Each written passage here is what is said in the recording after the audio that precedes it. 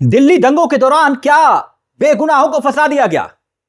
क्या शाह की पुलिस झूठ बोलते हुए पकड़ी गई? फर्जी गवाह, फर्जी सबूत, यह सब कौन कह रहा है? कोर्ट कह रहा है अमित शाह की पुलिस को लेकर। दोस्तों, बहुत हैरान करने वाली खबर है और यह खबर आप देखिएगा, आपकी स्क्रीन पर आपको दिखाई दे रही होगी। देखिए, बड़ा खुलासा हुआ। इंडियन एक्सप्रेस ने यह खुलासा किया और बाकायदा डिटेल के साथ एक एक बात को रखा है। और अब इस खुलासे के बाद हड़कंप मचा है। दिल्ली दंगे 2020 में जज ने दिल्ली पुलिस की जांच पर सवाल उठा दिए। 17 केसों में फर्जी सबूतों के आरोप पाए गए हैं। अब देखिए दूसरी हेडलाइन, देखिए, दंगे के 17 केसों में पुलिस ने रची मनगढ़ंत कहानी, गवाह मुकरे तो जज ने लगाई फटकार, रिपोर्ट में किया दावा। खबर समझिएगा, बहुत हैरान करने वाली है, इसलिए हमने कहा फर्जीवाड़ा हुआ। क्या बेगुनाहों को फंसाने के लिए फर्जी गवाह इकट्ठे किए गए? और यह सब कुछ खुलासे में हुआ है। जैसे कि आप जानते हैं ना, यह दंगा, जिसे दिल्ली दंगे के नाम से आप जानते हैं, 2020 में हुआ था। और क्यों हुआ था? क्योंकि कहा गया कि सीए और एनआरसी के विरोध हो रहा था, प्रदर्शन हो रहा था, तभी उसी दौरान यह दंगा हुआ। भड़काया गया। पूर्वी दिल्ली के कई इलाकों में, खासतौर पर मौजपुर, जहाफराबाद, शिव विहार, ये वो जगह थी जहां पर यह हिंसा भड़की थी। और तब उस वक्त 53 लोगों की जान गई थी। कुल 116 मुकदमे दिल्ली पुलिस ने दायर किए थे। 2000 से ज्यादा मामले दर्ज हुए थे, मगर उसमें से 116 मुकदमे कोर्ट में जा पाए, कोर्ट तक जा पाए। और अब हुआ क्या, उस बात को समझिएगा। हुआ यह कि इंडियन एक्सप्रेस ने यह खुलासा किया, जो एविडेंस रखे गए थे, जब इन्वेस्टिगेशन हुई, यानी कि जांच हुई, अभी तक 116 में से 97 मामलों में आरोपी बरी हो चुके हैं। सिर्फ 19 में दोषी ठहराए गए हैं।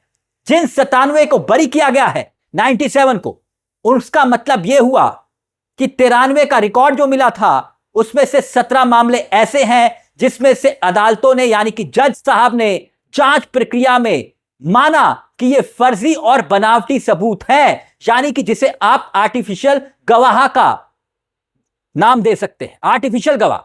इसकी पुष्टि कोर्ट ने की है। अब बताइए दोस्तों, कितना गंभीर मामला है। सोच कर देखिए, 116 मुकदमे दर्ज हुए। वो मुकदमे आपने कैसे दर्ज किए? वो कोर्ट कह रहा है कि बिना सबूत के, बिना गवाह के आपने जिसको चाहा उसको उठा लिया। 97 बरी हो चुके हैं। 97 जो बरी हुए हैं, उनमें से 93 पर केसेस का जिक्र किया गया था, इन्वेस्टिगेशन हुई, डिटेल एनालिसिस हुआ, उसके बाद फर्जीवाड़े का खुलासा हुआ कि दिल्ली पुलिस ने तो यह फर्जी खेल कर दिया। और यह कोर्ट कह रहा है गवाह नहीं निकला, जबरदस्ती का गवाह बना दिया ताकि किसी बेकसूर को फंसाया जा सके। यह एक बड़ा सवाल है दोस्तों। यह दिल्ली पुलिस का काम है और सबसे ज्यादा घिनौना काम है यह कि किसी बेगुनाह को फंसाना। खैर, हम दिल्ली दंगे पर आते हैं। और आप यह जानते हैं कि तब उस वक्त भारतीय जनता पार्टी ने उसका राजनीतिक फायदा किस तरह से उठाया। भारतीय जनता पार्टी के नेताओं ने कैसे कैसे भाषण उस वक्त दिए थे, आपको याद होगा। कपिल मिश्रा उसका सबसे बड़ा उदाहरण। और वो भाषण क्या था, वो आज तक आपको मिल जाएगा। अगर आप सर्च करेंगे तो आपको यह भाषण हर जगह मिल जाएगा, जो भाषण कपिल मिश्रा ने दिया था। करीब मुझे लगता है कि महीने भर हो गया जब यह खबर भी हमने आपको दिखाई थी कि कपिल मिश्रा को बचाने के लिए दिल्ली पुलिस ने कितना एड़ी चोटी का जोर लगा दिया था। जो माथे पर पसीना होता है वो घुटने तक पहुंच गया था। इतनी मेहनत दिल्ली पुलिस ने की थी कि किसी तरह से कपिल मिश्रा को बचाया जाए। और अब हो क्या रहा है, बेगुनाहों को फंसाने के लिए क्या दिल्ली पुलिस ने डबल मेहनत की और वही बात कोर्ट में साबित हो गई। अब सवाल यह है कि भाई, कोई मुकदमा फेल होता क्यों है, गिरता क्यों है, कोर्ट में टिक क्यों नहीं पाता? 53 लोगों की जान गई। दंगा बहुत सीरियसली था, कोई छोटा मोटा दंगा नहीं था। 53 लोग मरे और इसमें भी कोई दो राय नहीं कि ज्यादातर उसमें मुस्लिम आबादी के लोग थे, मुस्लिम थे।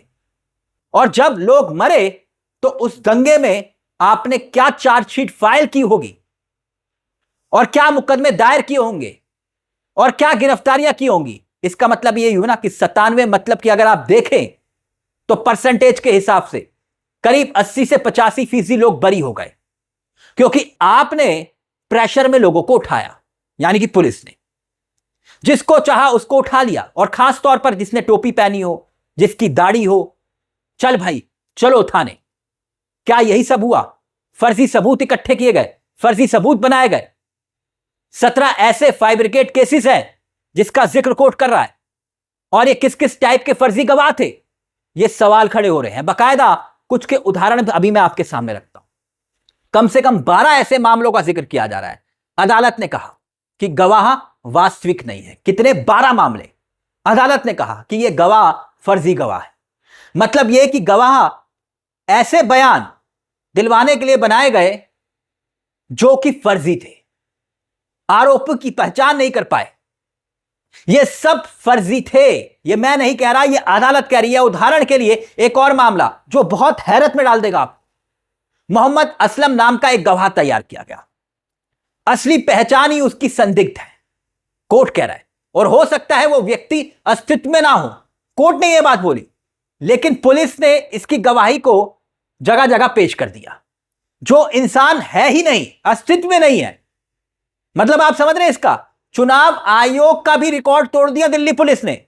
वो कैसे? चुनाव आयोग ने तो मरे हुए आदमियों को जिंदा कर दिया था। यहां तो जो शख्स है ही नहीं उसे ही बना दिया गया। अब कुछ और तथ्य दोस्तों आपके सामने मैं रखना चाहूंगा। बड़ी बात यह है कि जैसे कि आपने सुना होगा कि डबल इंजन की सरकार समझ रहे हैं ना आप, कहीं डबल इंजन कहीं ट्रिपल इंजन। और डबल इंजन की सरकार में आपने देखा होगा कि बुलडोजर कुछ खास समुदाय, कुछ खास लोगों की तरफ स्टेयरिंग उसका तेजी से घूमता है कि भाई यहां बुलडोजर घुमाओ, यहां वोट बैंक मजबूत होगा। जाति धर्म के कुछ खास लोगों की तरफ ये किसी भी तरह से बुलडोजर घूमता है। कुछ विशेष जाति के अपराधी और बाकायदा राजनीति में ताकतवर नजर आने वाले वो अपराधी जो ट्रेंड में है, आप समझ रहे होंगे, ट्रेंड में।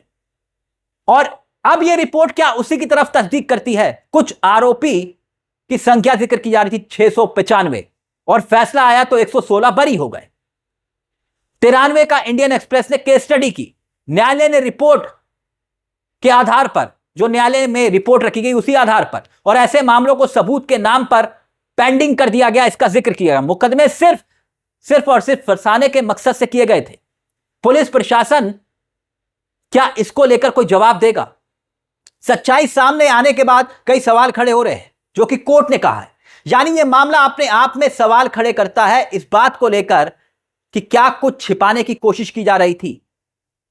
ऐसे विवाद जिसके जरिए भड़काऊ बयान देकर राजनीतिक फायदा पहुंचाने की कोशिश हो रही थी, सिर्फ राजनीतिक फायदे के लिए आग में घी डाला जा रहा था कि बटन इतनी जोर से दबाओ कि आवाज शाहीन बाग तक जाए। याद है आपको किसने कहा था? देश के गद्दारों को गोली मारो डैश डैश डैश, किसने कहा था? और ये कब कहा था? और ये क्यों कहा था? और इसका फायदा किसको हुआ? जरा सोच कर देखिएगा दोस्तों। तभी हमने कहा कि कोर्ट में क्या अमित शाह की पुलिस रंगे हाथों पकड़ी गई? कोर्ट में फर्जी गवाह, फर्जी सबूत, ये सब कुछ क्या वाकई में दिल्ली दंगे के दौरान हुआ? ये अपने आप में ये रिपोर्ट ये बहुत बड़ा सवाल खड़ा करती है दोस्तों। इस मुद्दे को लेकर आपकी क्या राय है हमें कमेंट बॉक्स में जरूर बताइएगा। मुझे तिलक चावला को दीजिए इजाजत। चलते चलते दरख्वास्त, हमारे चैनल को सब्सक्राइब करना मत भूलिएगा, क्योंकि यह मंच आपका है जहां पर कलम गुलाम नहीं। नमस्कार, जय हिंद, जय भारत।